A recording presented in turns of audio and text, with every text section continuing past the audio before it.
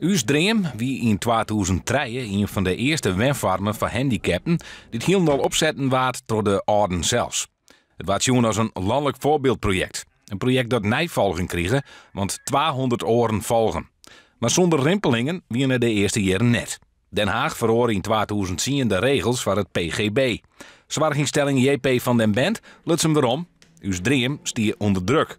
3 het risico dat wij net teruggaan kunnen, maar we houden ervoor kiezen om een terugstart te maken. En de wenningcoöperatie, Elkien had zijn van oké, dan nemen wij de leegstand voor een bepaald skoft voor ons rekken.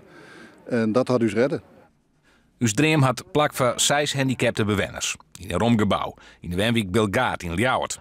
De kamers hebben de kleuren, de meubels en de indeling die de bewoners zelfs willen. De verzwargingen passen haar helemaal aan onder de wensing van de bewoners. In een grote instelling kan dat net, denken de orden. Nou, dan sneeuwen ze ook bijna als Jostijn sneeuwen onder. Daar zijn wij heel bang voor. Het doel is dat de 6 bewoners haar hele leven in us dream blauwen kennen. Wat voor kwalen zij krijgen, hoe dreig de zwart betieren nek is.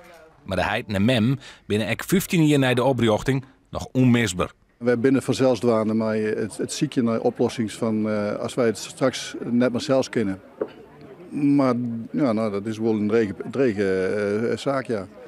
Want hoe los je een probleem op wat zo diep gaat als de regie voor de zorg voor zijn eigen baan? Bij een symposium in het weekcentrum waar je het stilstaan bij het 15-jarig bestaan.